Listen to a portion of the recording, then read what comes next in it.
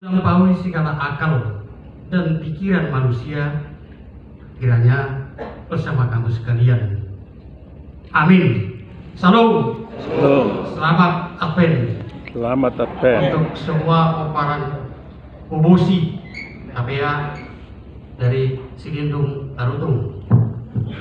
Saya lama di Kuta Barat sebagai pendeta 5 tahun di Partai Turuan. Jadi tidak asing lagi bagi saya Cilindung dan Utapea, tidak asing lagi mama saya juga Utapea dan Budi. Terus saudara, jika dikasih Tuhan, saya juga pernah melayani di Rawamangun bersama dengan Sintua Manik, ya. Dan terakhir saya melayani di HKBP Tebet sama-sama dengan Sintua Utapea juga bersama Mosir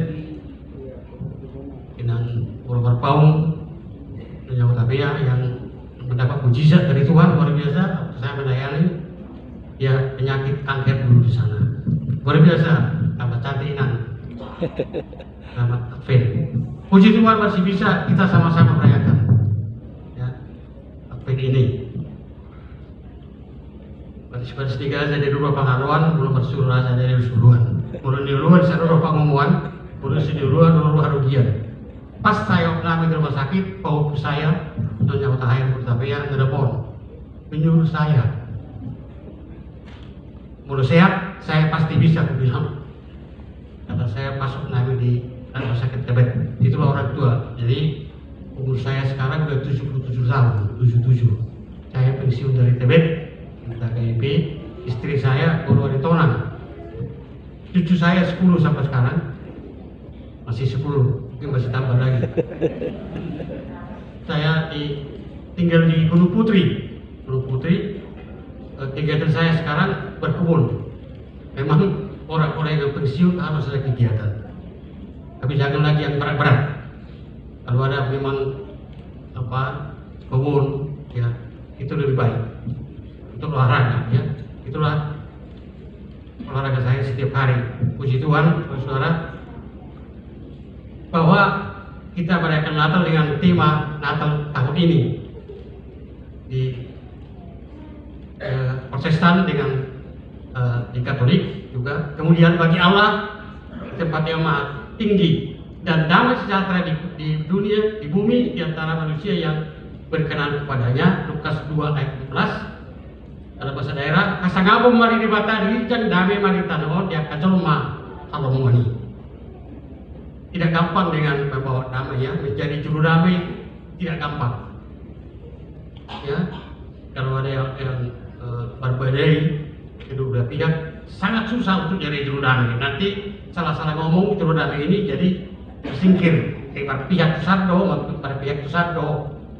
Ya, jadi juru damai ini tidak jatuh dari langit, ya, tidak datang sendiri, tidak gampang, sangat sulit. Sehingga Yesus sebagai juru selamat dunia juga mengalami penderitaan yang luar biasa, hingga dia dikatakan selama hidupnya via dolorosa, lapang abernito kata-kata. Karena selama hidupnya dia mengalami proses penderitaan yang luar biasa. Saya pikir kita dulu di sini tidak ada yang lahir di kandang Bethlehem, kandangnya. Nah, kalau kita nggak seorang yang pernah dipindahkan, tapi Yesus sendiri mengalami kepahitan yang luar biasa. Tidak gampang menjadi juru damai. Maria melahirkan dia, sebelum melahirkan dia harus jalan kaki 60 km lebih kurang. Ya. Karena dia harus melahirkan di Bethlehem dari Nazaret. Luar biasa, saudara, juru damai itu mengalami penderitaan yang luar biasa. Maka karena semua orang adalah orang yang rapuh, lemah, ganido kita, rapuh. Saya baru melihat seorang jenderal menangis dan bagi kita. Teman-teman saya lihat sia tadi pada seorang luar biasa, ya. Tapi pun di Tibet tak sini ini dan sia juga karena saya bukan sia di Tibet, baca itu juga luar biasa. Mungkin mulai anak kan udah berapa puluh kali kan dia Natalan. Mungkin ada yang 80 kali kan. Mulai anak-anak udah pada itu sampai tua masih bisa puji Tuhan. Penderitaan Tuhan Yesus bukan hanya itu, dia menjadi juru damai. Belum setelah dia lahir, seorang raja Herodes pada zaman itu merasa tersinggung, merasa tersaingi. Dia dengar kabar bahwa ada seorang raja yang lahir, bayi. Kok ada yang menyaingi saya? Dia jadi iri. Sehingga dia tidak mungkin disaingi sebagai raja yang kuat, yang kokoh, kaisar pada saat itu, karena kaisar adalah dianggap dewa, dianggap Tuhan pada zaman itu. Sehingga karena begitu bencinya dia mendengar raja yang lahir itu, dia memberikan perintah seluruh jajaran Romawi di Bethlehem, di kota Bethlehem, untuk membunuh anak-anak yang berumur 2 tahun ke bawah. Karena susah untuk menentukan, memastikan di mana Yesus itu, sehingga yang umur 2 tahun ke bawah harus dibunuh. Dengan demikian mungkin Yesus juga sudah terbunuh di sana, itu pikiran dia. Maka waktu bayi baru lahir, dia sudah dibenci orang. Seorang raja membenci bayi, luar biasa. Penderitaan Tuhan Yesus selama hidupnya,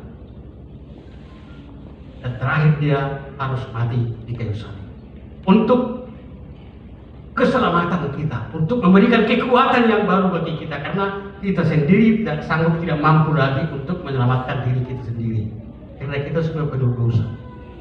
Kita tinggal siapa-siapa yang berkenan di mata Tuhan. Yang pertama, Maria.